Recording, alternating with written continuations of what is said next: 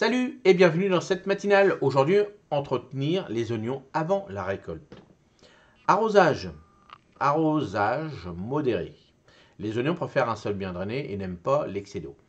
Arrose régulièrement mais avec parcimonie et en augmentant légèrement la quantité d'eau pendant la période de sécheresse. Évite l'eau sur les feuilles, arrose directement au pied des plantes pour éviter les maladies fongiques, surtout à l'approche de la récolte. Fréquence adaptée. En période de forte chaleur, arrose plus souvent mais avec modération pour éviter que le sol ne reste détrempé. Alors nous en Normandie, on n'arrose plus. Alors en fonction des régions bien sûr, mais nous une fois qu'on plante, il y a assez d'eau. Donc on n'arrose pas. Moi l'année dernière, j'ai tout raté. J'ai tout raté, oui, j'avais pas des gros oignons parce que j'étais obligé de les arracher avant, parce que le feuillage était malade. Mais bon, voilà. Nous, en Normandie, on n'arrose plus.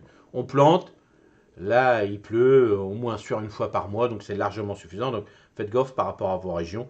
Mais en règle générale, tout ce qui est légumes bulbes comme ça, voilà, il n'y a pas besoin de beaucoup d'eau, hein, donc ça se passe bien.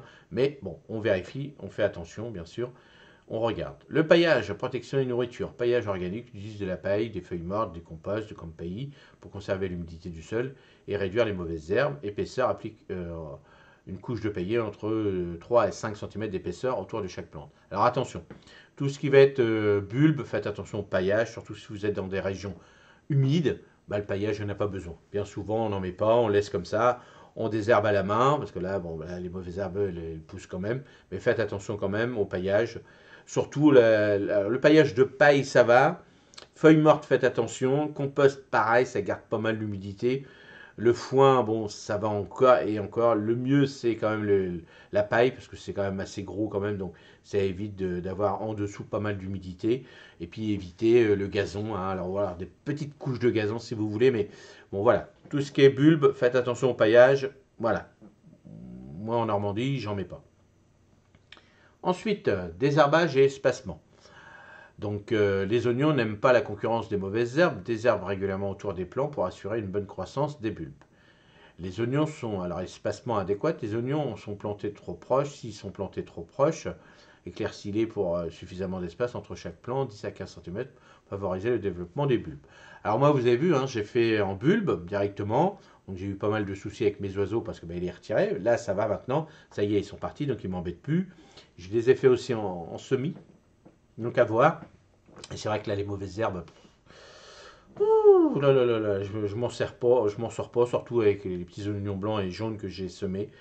Bon, je vais le faire, hein, je vais me mettre à quatre pattes, puis on va y aller tranquillement, on va désherber, on va attendre une bonne petite pluie, et puis on va le faire tranquillement. Mais bon, voilà, c'est comme on met pas de paillage ni rien, c'est plus embêtant. Donc moi, je laisse comme ça, je mets trois bulbes, trois petites graines qui font trois bulbes, comme ça, j'ai pas des gros oignons.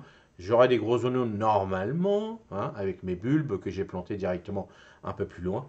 Donc c'est comme ça que je fais, mais après chacun fait comme il veut. Fertilisation, donc compost ou fumier bien mûr, ajoute une fine couche de compost autour des oignons pour un apport continu en nutriments. Thé de compost ou purin d'ortie, applique du thé de compost ou du purin d'ortie, dilué une partie de purin pour 10 parties d'eau, tous les 2 semaines pour un apport supplémentaire en nutriments nécessaires à une croissance saine. Ça, c'est comme vous voulez. Hein, les fertilisations, si vous avez un sol bien mûr, tout ça, en règle générale, bon, voilà.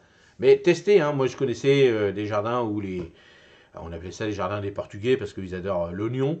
Et ils mettaient ça directement du fumier, ils avaient des superbes oignons.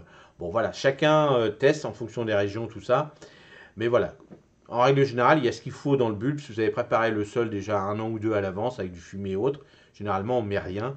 Mais bon voilà, chacun ce petit truc. Si vous avez des astuces, dites-le nous dans les commentaires pour avoir des gros oignons.